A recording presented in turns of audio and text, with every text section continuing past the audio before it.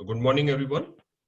So we'll continue with the topic of self-induction, some more things about self-induction, and then today we'll move on to mutual induction, which is very similar to that. It's all based on EMI, change on flux, magnetic field flux leading to EMF. So more or less extension of the same topic. Yesterday we spent some time on time constant for charging and discharging, and this is a kind of circuit we can have. And suppose that we, in case of LC circuit, we had one more method for whenever there were two resistances, we have defined one more method or law to find out time constant. Does anyone recall what that law was in case of RC circuit? We find the equivalent resistors of We find the equivalent resistance. Basically, this is something similar. So here there are not one, there are two resistances. So how do we find equivalent resistance? What are the method of finding equivalent resistance? We short the battery and yes, it is. See, basically correct definition would be, say, suppose there are two circuits like this, and if you have to find effective R is equal to, that's I think better understanding, resistance between terminals of the inductor after shorting the battery. So what is valid, and this also even in case of RC circuit, we didn't prove it. Here also not prove it, but same thing is applicable in that case also. So can we calculate time constant while charging and discharging using this law in both the cases? So two figures are given. One is here and other one is here. Both cases, can we calculate what is time constant for charging and what is the time constant for discharging? And we use this condition here. So whenever more than one resistor is connected, we can use this condition. And otherwise we can use basic equation also. Understanding of basic equation also is good. If you understand, that's better. So charging time constant. So if when I'm charging, how it is connected? For charging, S is connected to A. Switch, how it is connected? S is connected to A. In that case, this is not part of the circuit. So pretty simple in that case, charging time constant is equal to L by R, what we have seen yesterday. And this case is pretty simple. We don't have to apply this, this condition here. And in case of discharging, first circuit, what is the time constant when it is discharging? First of discharging, how the switch has to be connected? The switch has to be connected from S to B. Okay. In that case, what is the time constant? L by 2R. Let me extend this question a little bit. So let me ask this question. Suppose at time t is equal to 0, how do we connect? Earlier it was not connected anywhere. At time t is equal to 0, S is connected to A. So what will happen? Charging will start. And how long the charging takes? Some finite time charging. Actually, theoretically it may take infinite time, but major part of charging gets over within few multiples of time constant. Suppose at time t is equal to tau, at time t is equal to L by R, I shift the switch from A to B. So basically what happens is this at time is equal to t is equal to L by R itself, will start discharging.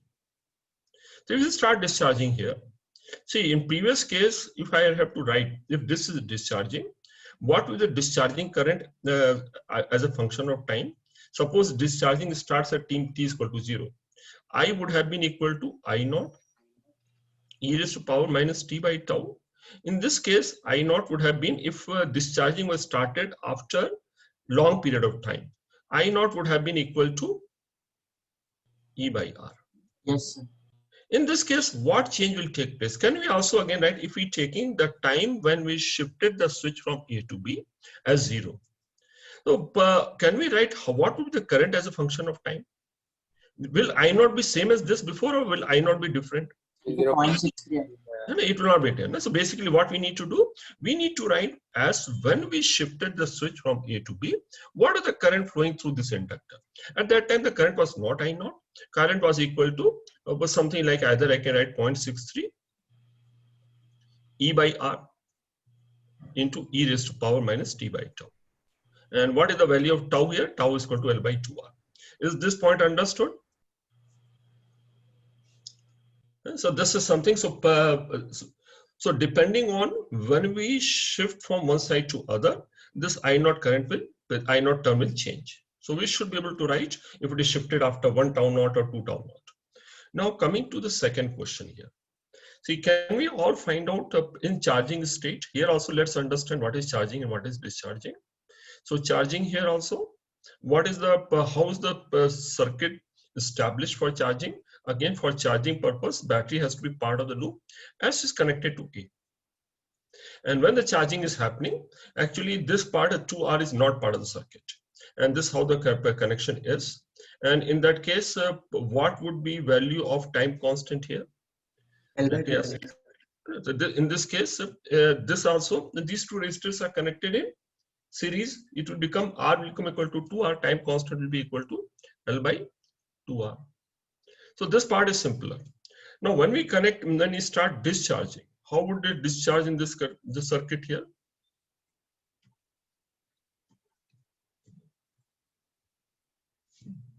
So charging, this is it.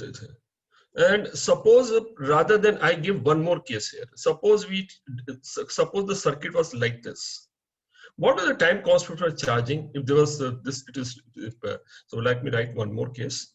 So per second case charging, when this all three are directly connected, what would be the time constant when all are connected like this? Charging, all 3 points connected. 3L by 5R. Okay. So in this case, what will happen here? In that case, it now becomes a little complicated. So how do we apply this law? Let's understand how to apply this law.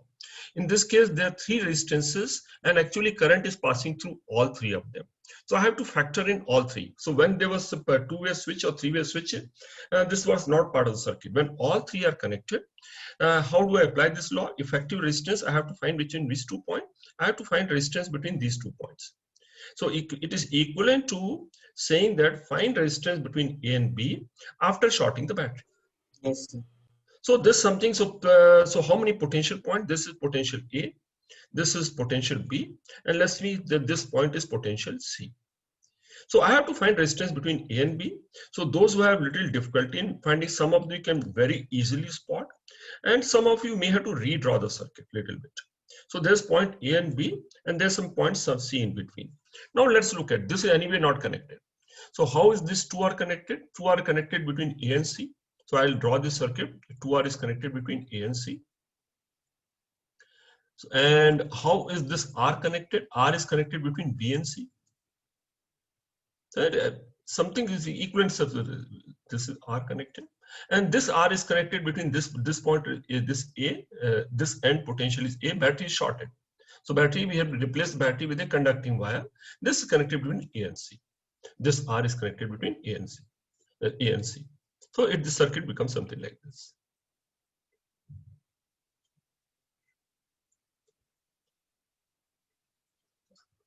Khyati, Yes, sir. have you followed this? Yes, sir. Have you understood how to redraw the circuit? If when you look at this just by visually, it becomes a little difficult. Some people may be able to do it, some not. Have you followed how we have redrawn? The way we find equivalent resistance in case of current electricity, similar way we can find equivalent resistance between these 2 points, between 2 point A and B. So I have marked this 2 point A and B, and again redrawn the circuit, and then it's easy now. So what is the equivalent resistance? Equivalent resistance becomes easy. Equivalent resistance becomes equal to R plus 2R into R divided by 3R, and we can find. So that's the time constant. So all have followed this. So this is whenever a circuit is slightly more complex, it has multiple resistances, which are in all resistances are part of the circuit. We can apply this law to find out time constant. And more than that, I think not necessary. If you can do this much, that should be adequate. Okay. Now moving on to next question. And this question also is not entirely new. Some of you might recall we had done something similar in the recent past. Read the question.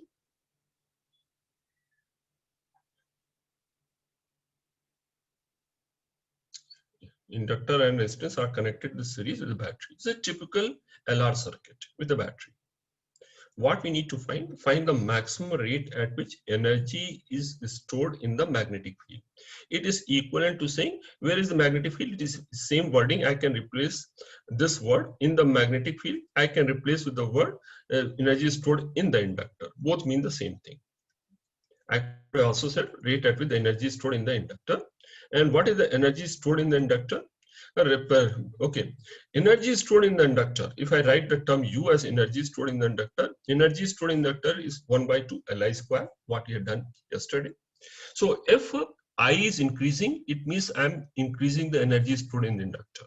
So as long as I keeps increasing, energy is being stored. And rate at which energy is being stored is per rate at which energy is changing. Rate at which energy is increasing is actually rate at which energy is stored equal to rate of increase in energy, which is pretty simple term, commonsensical term. So this is rate at which energy is stored. So let's look at this. So, and this term is rate at which energy is stored in nothing but power. That's a power being supplied to inductor. So P is equal to, so if you differentiate, some of you may think it will be Li, no, it is Li di by dt. That's the rate at which energy is being stored. So if it has to be maximum, how do you find time when the rate at which energy is stored becomes maximum? So for P to be maximum, dB by dt has to be equal to 0. Have we done something similar here? Did we do something exactly similar about 2 weeks back? Does anyone recall? Shreya, have you done something similar? Do you recall something similar done? Yes, sir. Which case? When did we do something exactly similar? And what was the result? Do we recall what the result was? Don't recall. Okay. Shreya, do you recall something similar done sometime in the recent past? No? Shreya, are you there or not there today? Yes. I don't recall. Huh? During Rate revision, at we did. which energy is stored. Have we done something similar within last 1 month? During In some revision, case? Huh?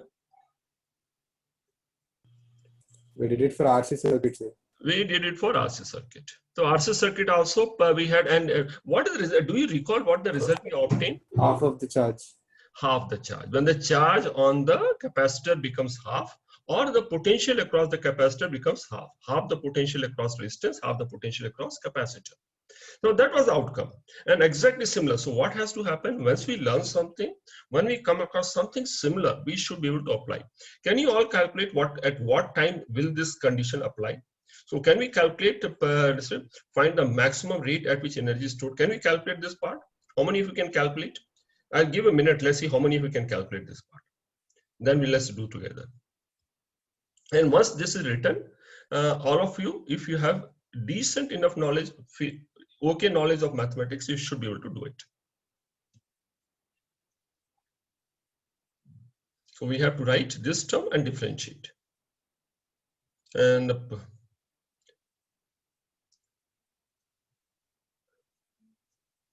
Disha, what can you solve this one? Yes, sir. What should I write in place of I? What is I term here? I is equal to Into 1 minus e power minus t by tau. T by tau. And what is di by dt? So that term di by dt is derivative of this term. Yes. What will the derivative di by dt? Di by deta will be equal to? E by Sorry, L, di by dt will be equal to? E by L, 2 e I power naught. minus t by tau. I naught into d by dt of minus e raised to t by tau. That's the term. What is that term equal to? I naught 1 by tau e raised to power minus t by tau. No, not. So what can we substitute this term here? Okay. So what is p equal to? L into I term. I term is equal to I naught 1 minus t by tau into I naught by tau e raised to power minus t by tau. So what is this equal to? We can say I naught square tau and e raised to power minus t by tau minus e raised to power minus 2t by tau. That's a power term. So what is, when would the power becomes minus? Dp by dt has to be equal to 0. And this term we can ignore anyway. So this is equal to d by dt of e raised to power minus t by tau minus e raised to power minus 2t by tau is equal to 0. What is the derivative of this? Minus 1 by tau e raised to power minus t by tau. And this becomes minus minus plus 1 by 2 by tau e raised to power minus 2t by tau is equal to 0. So what does this lead to?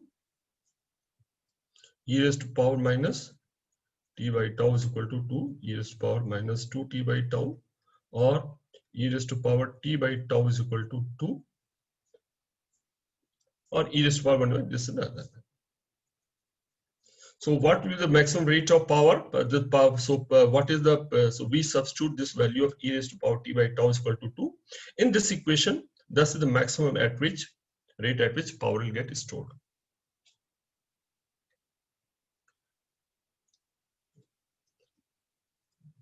Pranav, can you solve this one now? Yes, sir.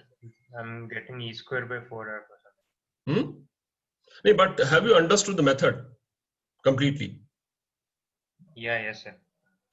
And you can solve afterwards. All of you should do it once, because what happened, you have done something similar a month back. Unless you do on your own, you will not be able to get it. So all of you, just again, this is part of, again, I have not written the answer. All of you should do in the work session on your own, starting from the beginning.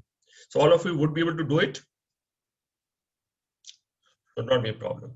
And so again, from here also, what we understand, if this is the shape of the graph, where would it occur? At what time it is occurring? What is the time value here? We look at the time. At what is the value of time here? When would rate at which power is stored is maximum? What t is equal to? T is equal to tau times log to the base 2. And this is equal to roughly 0.69 times tau. So when would the rate of power transfer be maximum? Not at this point. The rate of power transfer is something here. And what would be the current at that point of time? We can find the current also. What will the value of current at that point of time when the rate at which power is getting transferred is maximum? This maximum current, final current. It will be equal to I naught by 2. So when the current reaches half the maximum value, rate at which power is stored in the capacitor inductor becomes maximum. And we discussed last time also, does it make logical sense? Because as the time increases, this term is increasing and this term is decreasing. Di by dt is nothing but the slope. The slope is maximum initially. Slope keeps decreasing, but current is increasing. So it's a product of two quantities. One is increasing, one is decreasing. That's why and initially one of them is 0. So its shape will come something like this. Rate at which power is stored will come something like this. And finally it becomes 0. It becomes maximum. Rate at which power gets stored is a time equal to log to the base e. Log to base e times tau. Okay, read this question carefully and see whether we can solve this question as well.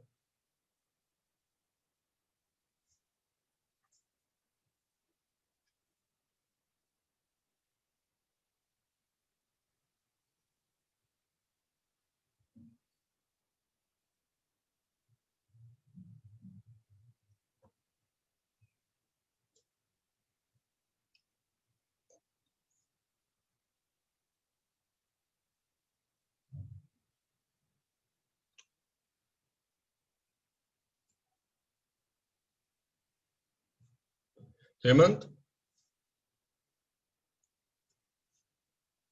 Yes, sir. Yesterday I asked call for you, didn't respond. What happened? Any issue yesterday? What time, sir? Okay, you don't remember. The evening, sir. Can you solve this question, Hemant? What is based on yesterday we did something like energy density. Do we recall what are the term for energy density, Hemant? Yes, sir. Yes, turn your pages, find out from notebook. What is energy density? No. See, wherever electric field is present, we write something like electric field density, energy per unit volume due to electric field.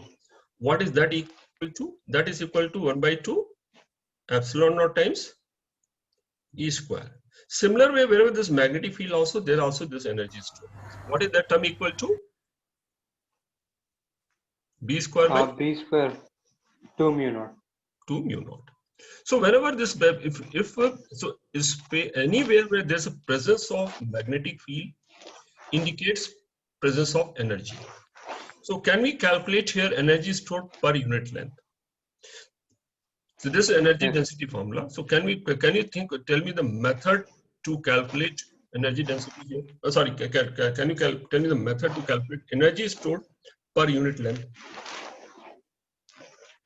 Yeah, first the formula we have magnetic field. We find the magnetic field from the But see, we long have to sheet wire. calculate energy stored by what kind of a wire is it? Do we know the magnetic field for a wire of circular cross section of radius A? What is the magnetic field inside the cross section of a wire carrying uniform current?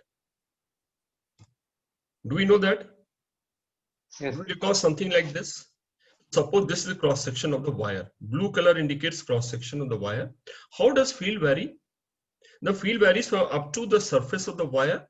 Field increases linearly as the distance from the axis, and thereafter, after outside the wire, it is proportional to 1 by r. Can we calculate what is this field equal to, and what is the field on the surface of the wire if radius is a? If radius of the wire is a, at this point, what will the value of field? Field is maximum at this point. If a total current is I, if a radius of the wire is a, what is the maximum value of field here at this point? Mu naught I by 2 pi. Very good. Sorry. Mu naught I is same as the total current here. So basically, B is equal to, I could have written B is equal to mu naught I by 2 pi.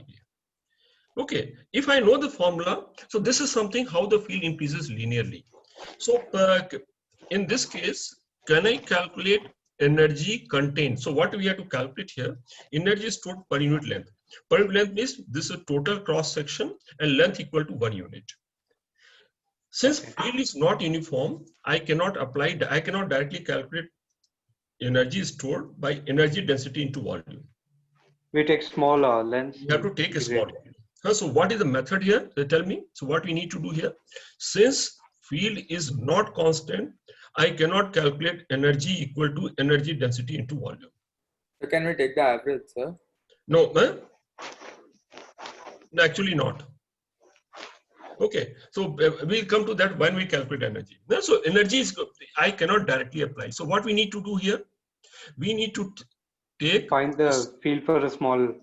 Yeah, so we have to take a smaller volume. Then integrate. What kind of smaller volume I have to take? I have to take a smaller volume over which the field is constant. So can we think of an elemental volume over which field is constant? What is that elemental volume over which the field is constant? This cannot be constant because the field is not constant. So I have to take elemental volume for which B is constant, and B is varying with R. So I have to take as B is varying with R, magnetic field is varying with, what is R here? Varying with R. What is the volume? The volume should be such, the elemental volume should have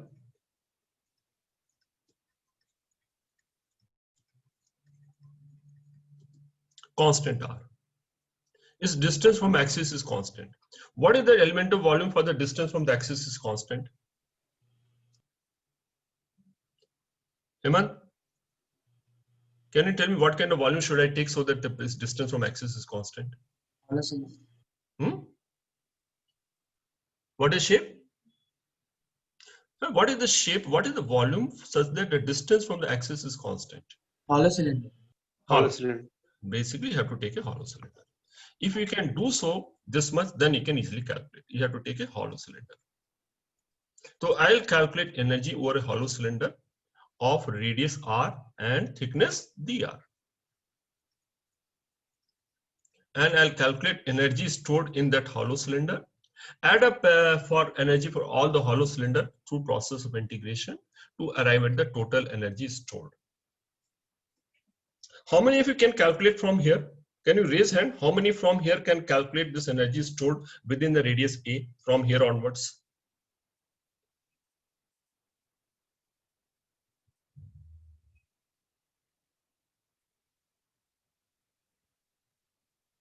Four, five.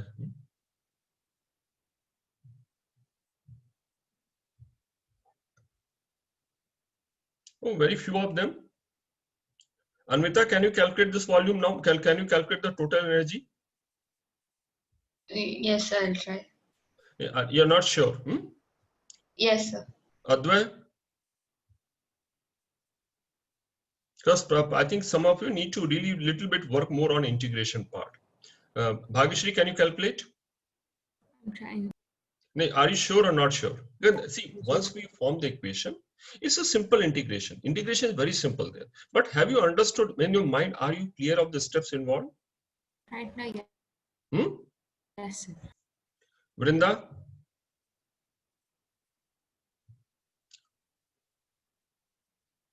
Vrinda?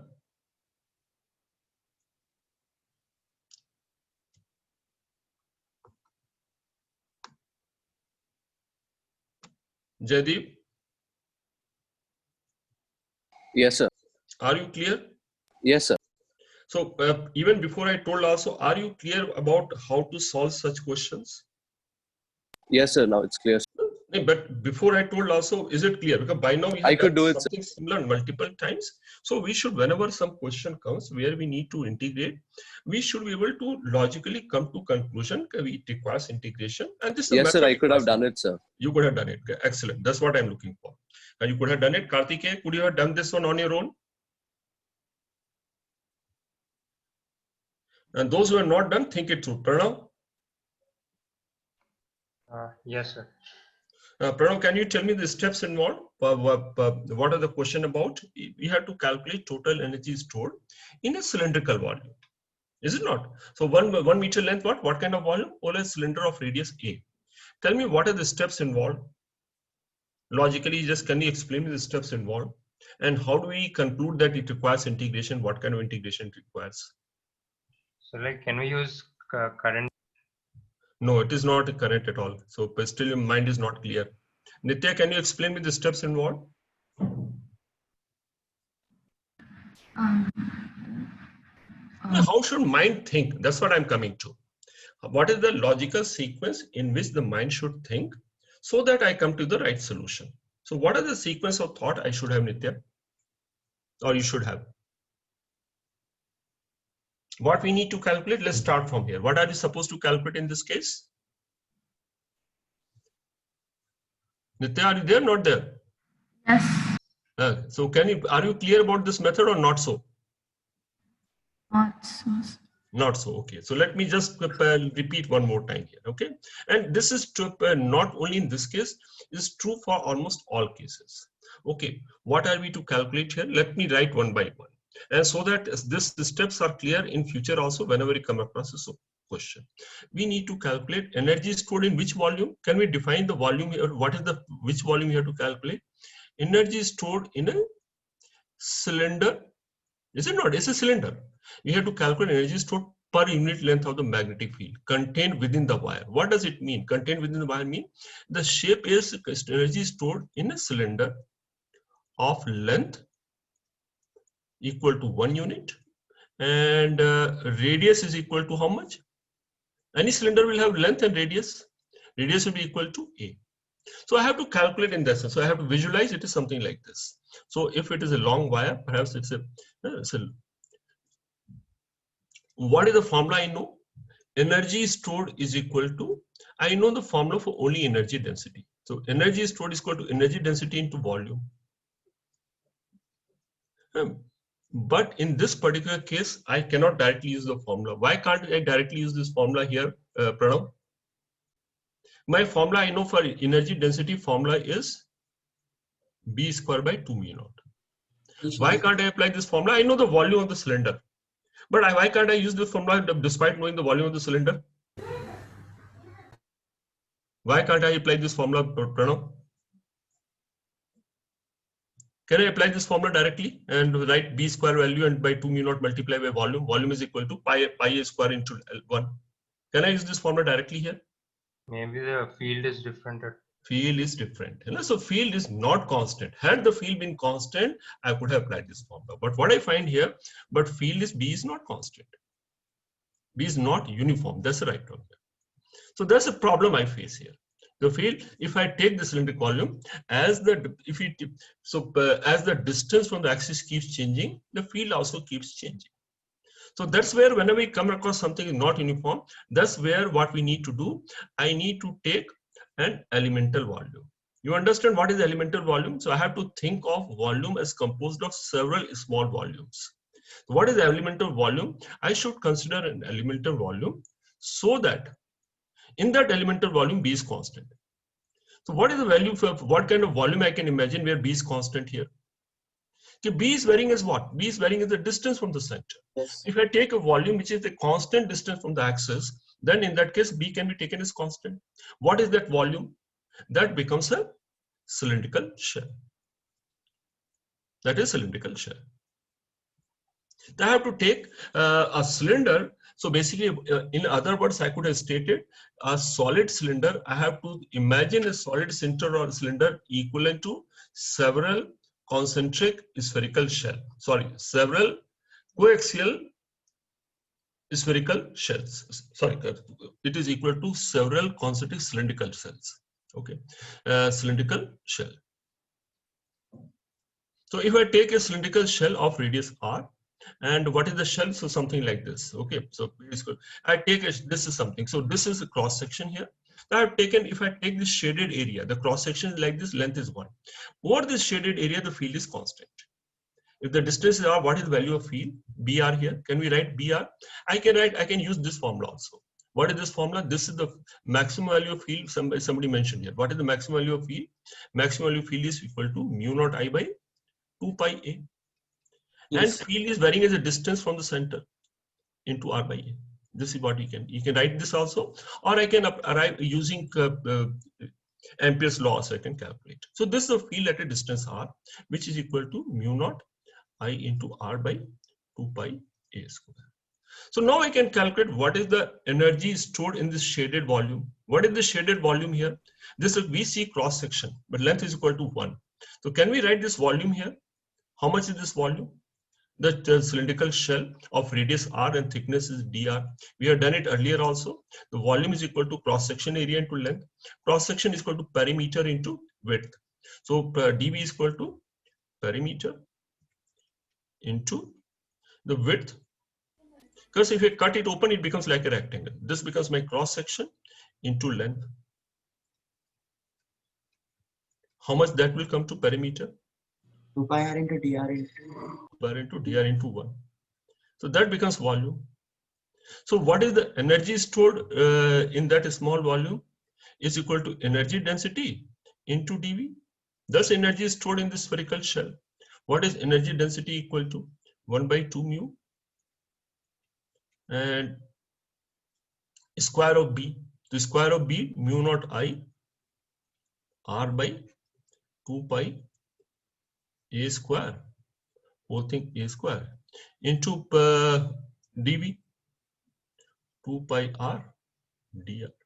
So far what we have done, we have calculated energy stored in a spherical shell. Now I have to calculate what is the total energy. How do we calculate total energy? Adding up energy on all spherical shell. How do we add it up? R varying from 0 to a. And when we take this du, actually it's a very simple integration. Only term which is what is the term here? Only term which is varying is r. This r square and r. So basically it becomes r cube. Rest all is constant. So it's an integration of r cube, which is r to the power 4 by 4. Rest all comes simple terms. It's not a difficult integration. Okay, Anvita, have you understood? Yes, sir. All steps? Yes, sir. Pranav? Kartikeya? Yes, sir. All are clear? And what should happen? You do it again, work session. I want some of you, those who are little difficulty, do it on your own and get the answer. Sir? Yes? Sir, since field varies linearly with distance from the center, can we take the average field? No. Because what is happening, the volume is not varying as a function of R. When this entire term is function linearly varying, see, field is varying linearly, but what are we calculating? We are not just calculating field, first of all. We are calculating square of the field. That's problem number one. Second thing, when we calculate dB here, dB also not varying as a linear constant. So don't get into the average. See, if this entire term is varying linearly with R, I could have taken average value. Are you following? Yes, sir. This entire term is not varying linearly. We are first of all taking square of this field here. That itself is a problem. And after taking square of the field also, even the volume also what we are taking also changing with R. So don't get into average. Average will work only when it's a linear function. Entire thing is a linear function of R. This entire function is not a linear function of R. Hence we should not take an average. Are we clear what's the reason? Yes, sir. Absolutely clear. So don't take shortcuts. Okay, so this is something I think rest of integration is simple. All of you can easily do it. And this is something, this is also part of your activity, part of your exercise today, assignment today. All of you should be able to do it. Anybody who is not able to do even now? Kirtana, can you do that? Yes, sir. Dhanshri, have you followed? Yes, sir. Would you able to get an answer? Yes, sir. Would be. Okay, so this is a little lengthier process, but I think the integration required is very simple and all of us should be able to get it. And this kind of question, we should be able to solve it. And then next time when you come across, we should know these are the sequence of logical sequence of steps involved to solve such question. Okay. Sir, Yes. sir, the field at a particular point there won't affect the energy stored at any other point in the ring, sir. Yes, absolutely. So like, is there any logical? So basically what you're saying here, just try and understand. When I say there's something, suppose there's some volume here. If there's a magnetic field, it means this space has some energy stored. And if the magnetic field changes, the energy stored in this space also will change. Okay, but to calculate what is the energy stored in this space here. If field is uniform, I could have taken the field strength and multiplied by, and using this formula, I could have calculated total energy stored in a space bounded by certain boundary, which becomes volume. Okay, but if a field is not constant, what I need to do? I need to take the small volume. For that small volume, I have to take what the field is and add it up. That's what we have done here. Okay, now what is your question? Yes, sir, understood now. So that's what I see. And see, it looks a little meaningless now. Why are we calculating energy stored? But as I mentioned here, wherever magnetic field exists, energy exists. It's a form of energy. We can think of we can perhaps easier to understand, easier to get an intuitive understanding of heat energy, because we can sense heat. So wherever the similar way, wherever magnetic field is there, electric field is there, there's energy present. If that is changing, means energy is changing. If energy is changing, then see, for energy transfer, we'll come to waves also. See, in case of waves, we all have seen, but this is, we talked about wave. If you have long string, what happens is start moving this one end of the string up and down. If you have long string, or you can visualize a long string, we tied it to one wall, and one end of the wall we hold it here, and we start moving, giving a oscillation at one end. What will happen? We'll find this oscillation will travel rest of the string also. So what has happened? The energy what we have given here, the energy is traveled in the other parts of the string. That's a wave motion. So something like this here also. So any part of the string, with time the energy is changing. So energy has to change at different parts, then only it can get transported. Something similar happens in case of EM waves. At different points in the space, magnetic field and electric field changes. If magnetic field and electric field changes, the energy changes. That leads to transportation of energy from, say, something like sun to earth. Okay, so variation of, see, a concept of magnetic field and electric field having energy in the space is important one, though it is slightly more difficult to comprehend. You got some sense of this, Yes. and if field is uniform, it's easy to calculate. If not uniform, each part we have to divide into small volumes, calculate energy stored in each small volume, energy is scalar quantity, and then afterwards you can add it up through process of addition or integration. Okay, these are simpler question. Let's read through this question. Two different coils self-induction. Self-induction, moment I think of self-induction, what should come to my mind? Phi is equal to Li and EMF is equal to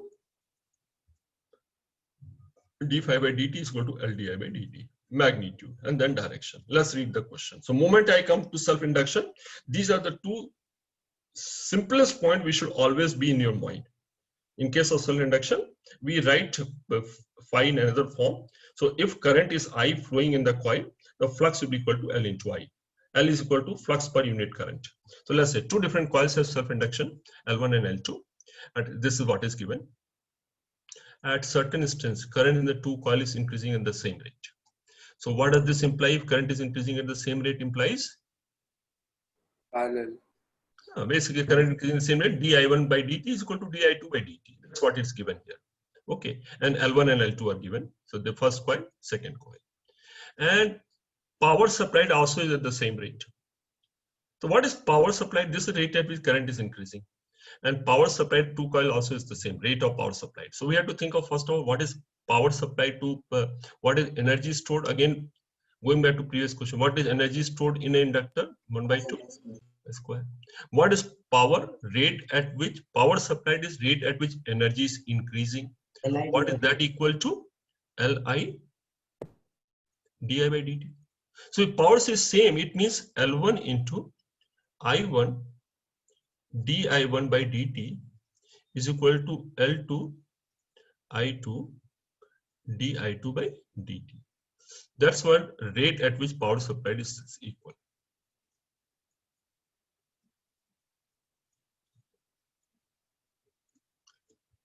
So this is what is given. Find the ratio of induced voltage. No, it is easy. Okay. So but this is what is given. Can you find the ratio of induced voltage? So I need to find ratio of this. I have to find V1 and V2. What is EMF V1 equal to? It is equal to L1 di1 by dt, L2 di2 by dt. That's V1 by V2. So what is V1 by V2? You can easily find the ratio of EMF induced or voltage we have written here. Voltage implies EMF also. So can we find this ratio easily? This is pretty easy one. L di1 by dt divided by L2 di2 by dt. It's already given these two are equal. If these two are equal, V1 by V2 is nothing but L1 by L2. So EMFs will be in proportion of L value. Similarly, can we also find out current, ratio of current? Yes, sir. So find ratio of current. So current we have to find I1 by I2. L2 Which, yeah, pretty simple. So this one, the I1 by I2, from this equation we can find out. And similarly, we can find out energy stored in the two coil. We have to also find the ratio of energy stored U1 by U2 will be equal to what?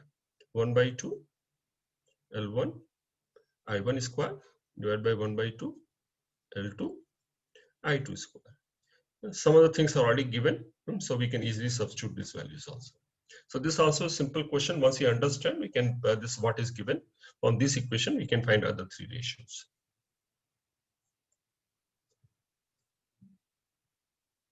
Shravani, can you easily find these answers? Yes, sir. Okay. The previous one also, have you followed? Yes, sir. Okay. Okay, so that is part of self-induction. Now we move on to a topic of mutual induction. And again, if you think of it, it's not an entirely new topic. See something like this. Let's see if in case of self-induction, there's only one coil. In mutual induction, there are two coils. And some other thing we already know here. The first figure. See how we define the first figure? What we see in the first figure? Do we see two coils here? One coil is shown in black in color. This is solenoid, and second coil is shown in the blue color. So what we understand from here, see if these two coils are there, if a current is flowing in one coil, it will create flux in the coil itself. It will also create flux for the second coil. And what we know, what will happen if this current is varied, if current changes? What will the effect of change of current? If this current in the solenoid is varied. So if I change this current, what will happen? First of all, magnetic field will change. If magnetic field will change, the flux in the same coil will change, which will lead to self-induction. But flux through the second, this coil also will change. The second blue coil also will change. If flux through second coil is changing, it will induce EMF in the second coil. That's a mutual induction. So change in current in first coil is leading to EMF in the second coil. That's a mutual induction concept. Something similar happens here also. There's something like this. And let's see here also. So here also there's a blue color coil and there's a black color coil. They're two different coils. So they're two different loops. So here also, if current I is flowing in this current here, it will create a flux in the same coil. It will also create flux in the second coil. And if current is varying, the flux in the second coil also will vary. It will lead to induced EMF in the second coil. So all these are example of two coils being present. And let's go through more. So mutual induction requires presence of two coils. And let's see what are the properties we deal with. And we'll start with the simplest example. We'll take two coils as two coaxial solenoids. I hope this figure is clear. There's two solenoids. One shown, the coils are shown in red color. The second, sorry, I'll start with the first one. First solenoid, outer one, the coils are shown in black color. Both have equal lengths. So this first one has a cross-section area of A1 and it has N1 total number of turns. This is and there's another coaxial solenoid shown in red color. Area is A2 and the second one has N2 turns. So these are the two solenoids. Two coaxial solenoids are given. Lengths are equal. Areas of course are unequal and number of turns also N1 and N2. So this is the first solenoid and the second solenoid. So let's see if the current I1 flows in the solenoid, first solenoid. So this solenoid has a current I1. What would this current lead to? This current will lead to magnetic field. Magnetic field, what we assume, we'll assume a long solenoid. We'll assume all through the length of the solenoid. We'll ignore the end effect. All through the length of the solenoid or all through the volume of this outer solenoid, everywhere field will be equal to uniform, equal to mu naught. Yeah, we'll come to that formula. Okay, so this current I will create a magnetic field. Let's understand what is the magnetic field here. Mu naught into number of turns per unit length into I1. So magnetic field all through the volume of solenoid 1 will be equal to mu naught N1 by L into I1. That is simple enough. Will it create flux through the second solenoid? What I'm calculating now, what is phi 21 indicate? Flux in the second coil due to current in the first coil. That's the notation we are using. So let's first understand what is phi 21. Flux in the second coil. Second coil is the second solenoid here. So what is the flux in the solenoid 2 due to current I1 in the first solenoid? Is it easy to calculate the flux here? It's easy to calculate. Whenever field is uniform, it becomes easy to calculate the flux. So this will be equal to flux in the second solenoid will be equal to flux through each turn multiplied by total number of turns. So what is flux through each turn of the coil solenoid here? The flux will be equal to B into area. So B value we know. All through this cross section, B is constant. It will be mu, this term, this is magnetic field. B into area. Area is A2. And N2 is total number of turns. So phi 21, which indicates flux in the second coil due to current in the first coil. This is the expression. Okay, and similar to we have done in case of self-induction, we write phi is equal to Li. Here I'm writing is equal to Mi. But since there are two coils are involved, I'm writing this both the terms as written M21. M21 there, L indicates self-induction, M indicates mutual induction. This indicates mutual induction in which coil? Second coil due to current in the first coil, and current is also I1, current is in the first coil. This is phi 21. Similar way, can we calculate what would if I write phi 12? What do you think phi 12 indicates, and can we calculate phi 12? What would phi 12 might indicate? Shreya, can you tell me what would phi 12 might indicate? Similar ways. So phi 21, let me explain. What is phi 21? Phi 21 is the flux through the second solenoid with current I1 in the first solenoid. Similar way, can you tell what is phi 12 may indicate? Yes, sir. What would that indicate? Flux in what? First solenoid. First in the first solenoid due to current in the second solenoid. Can we calculate this one? Does it look difficult? Can we easily calculate similar way? 512. Yes, sir. The same steps. Let's follow the same step. Should be able to do that. So current I2. Now the current is not in the first solenoid. Current is I2 in the second solenoid. So can we easily calculate magnetic field? Yes, magnetic field. What will the magnetic field here? Similar way. If the I2 is the current in the second solenoid, magnetic field will be equal to mu naught N2 by L into I2. So what will the flux? Can we write the expression for 512 now? So if I look at the cross section, all of you try and write for yourself what would be 512 be equal to. 512 again same, flux through one turn of the first solenoid. Again flux through here. Only thing what you notice here, this B term is same. What you supply this term here, this was A2.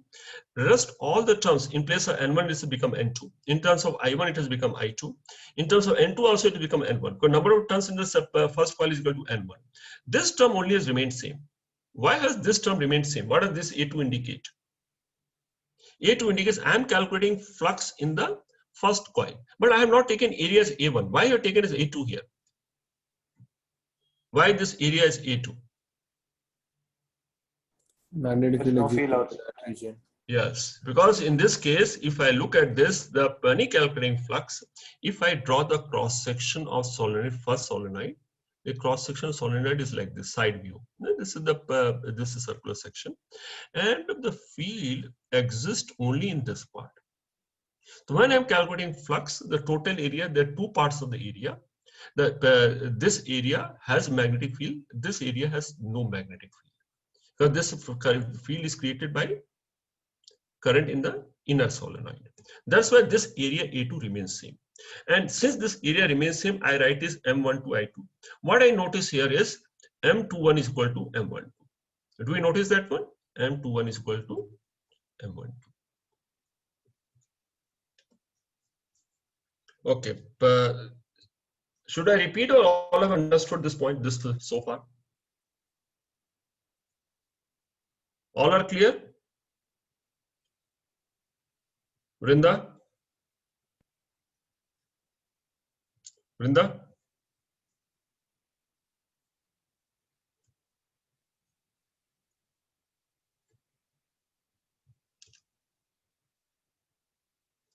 Kevin? Yes, sir.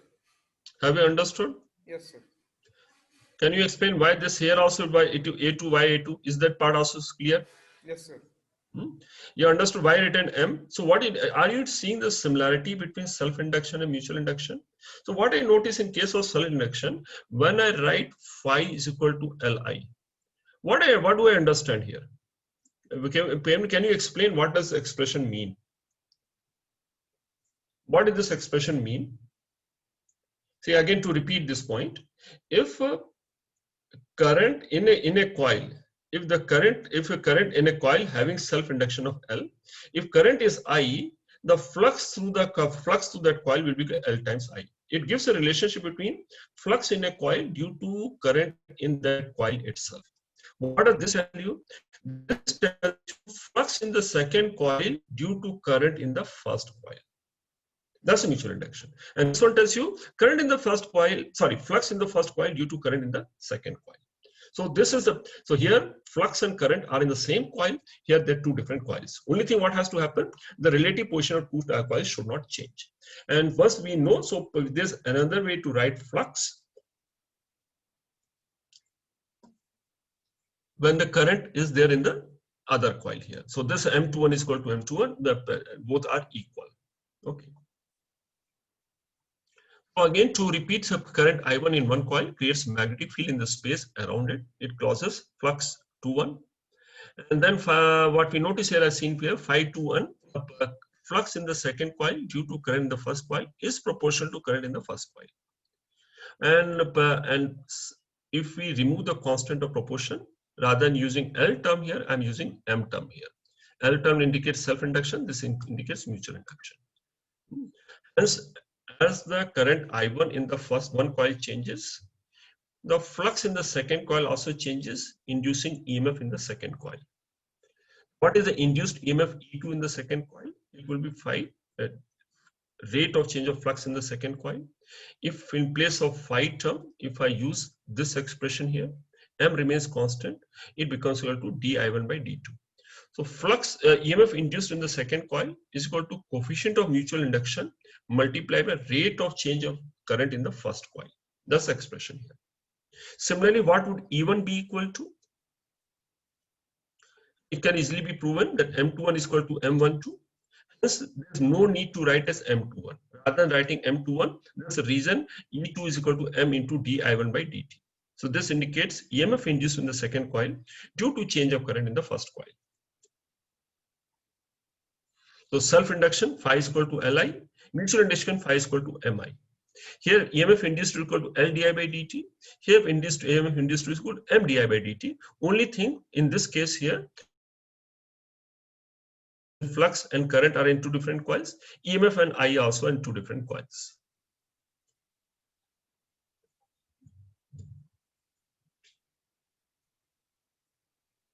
Kevin? Kevin? Yes, sir. Does it look difficult or easy? It's easy. See, key points are what? The key point, but see, basically when we look at the key point is what? In case of self-induction, these are the two key points here. And then we rest as elaboration of this point here. In case of self-induction, phi is equal to Li and EMF is equal to L di by dt. So what we have written flux in another form. Flux is proportional to current and this L is the constant of proportion. Here also flux in a coil is proportional to current in the other coil. And that's why I use the term M here. The flux in one coil A is proportional to current in the coil B kind of thing. And the constant proportion is called M, mutual coefficient of mutual induction. And similarly, what will the EMF be equal to? Here EMF is equal to L di by dt. Here EMF is equal to M di by dt. So EMF induced in second coil is equal to M times rate of change of current in the first coil. So here left and right hand terms are for two different coils here. That's the only difference between the two.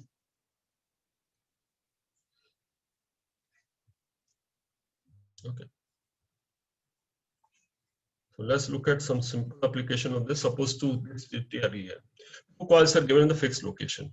When coil 1 has there are two coils, it doesn't matter what the shape is. And there are two coils 1 and 2. First case, what is given? Coil 1 has no current. And there's a current in the coil 2. The coil 2 has some current. And this current di2 by dt is increasing at the rate of 15. So second coil, the current is increasing. So what will happen? It will induce EMF in the first coil also, mutual induction. The EMF in the coil 1 is here. So this EMF in this coil is equal to 25 millivolts. That's what is given. This is first case. What is the second case given? When coil 2 has no current. So now second coil has no current. Coil 1 has a current of, this one has a current of I1 is equal to 3.6 ampere. What I need to find phi 2. From this, can we find phi 2? What is phi 2 equal to? Phi 2 has to be equal to M into I1. Is it not? That's the flux in the second coil is M times current in the first coil. So all I need to do to find flux in the second coil here, that's what I need to find. I need to find the value of M. How do I find the value of M? Let me go to the first case here. What is given here? In this case, EMF is given.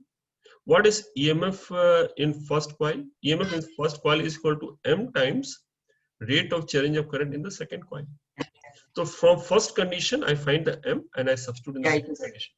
So let's put this value here, 25 into 10 to the power minus 3. Thus EMF is equal to M times rate of change of current. Rate of change of current is 15. I get the value of M. Once I get the value of M, I can find the value of phi 2 is equal to M.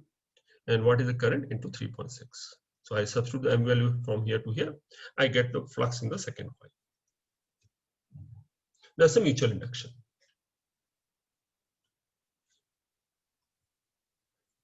Something similar here. EMF induced in the secondary coil is when current breaks in the primary. What does current breaks means?